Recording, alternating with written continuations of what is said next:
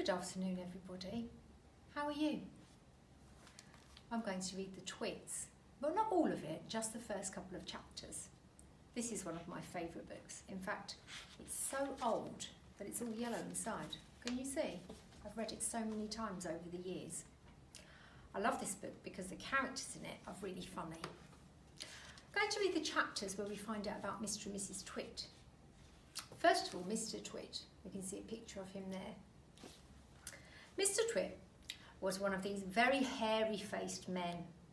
The whole of his face, except for his forehead, his eyes and his nose, was covered with thick hair. The stuff even sprouted in revolting tufts out of his nostrils and ear holes. Mr. Twit felt that this hairiness made him look terrifically wise and grand, but in truth, he was neither of these things. Mr. Twit was a twit. He was born a twit, and now at the age of 60, he was a bigger twit than ever. The hair on Mr. Twit's face didn't grow smooth and matted as it does on most hairy-faced men.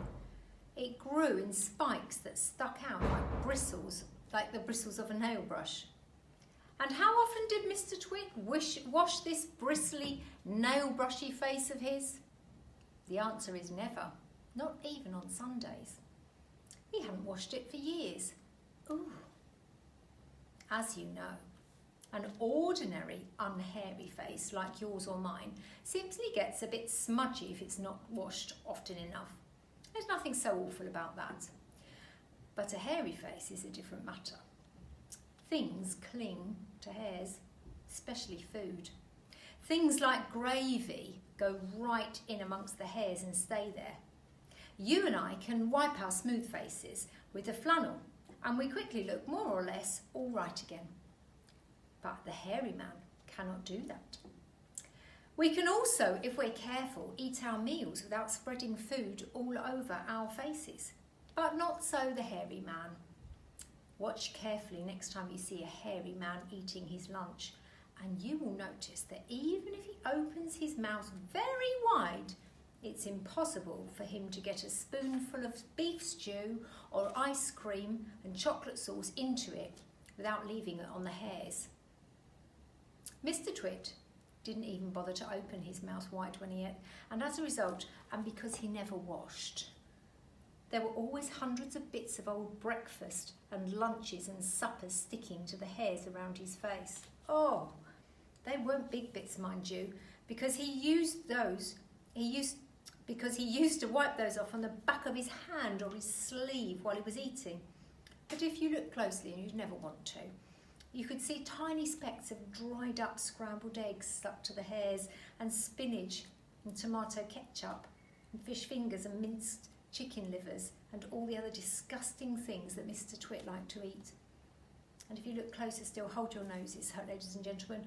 If you peered deep into the moustachy bristles sticking out over his upper lip, you would probably see much larger objects that had escaped the wipe of his hand.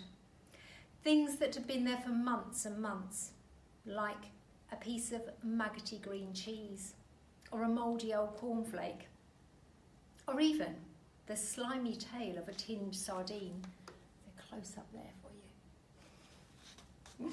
Because of this, Mr. Twit never really went hungry. By sticking out his tongue and curling it sideways to explore the hairy jungle and round his mouth, he was always able to find a tasty morsel here and there to nibble on. What I'm trying to tell you is that Mr. Twit was a foul and smelly old man. He was also an extremely horrid man, as you're about to find out in a moment. Mrs. Twit was no better than her husband. She did not, of course, have a hairy face. It was a pity because at any rate, would have hidden some of her fearful ugliness. Take a look at her. Have you ever seen a woman with an uglier face than that? I doubt it. But the funny thing is that Mrs. Twit wasn't born ugly. She'd had quite a nice face when she was young. The ugliness had grown upon her year by year as she got older. Why would that happen? I'll tell you why. If a person has ugly thoughts, it begins to show on their face. And when a person has ugly thoughts every day, every week, every year, the face gets uglier and uglier until it gets so ugly you can hardly bear to look at it. A person who has good thoughts can not ever be ugly. You can have a wonky nose and a crooked mouth and a double chin and sticking out teeth, but if you have good thoughts, they will always shine out of your face like sunbeams, and you will always look lovely. Nothing shone out of Mrs. Twit's face. In her right hand she carried a walking stick. She used to tell people that this was because she had warts growing on the left sole of her foot and walking was painful. But the real reason why she carried a stick was so she could hit things with it. Things like dogs and cats and small children. And then there was the glass eye. Mrs. Twit had a glass eye that was always looking the other way.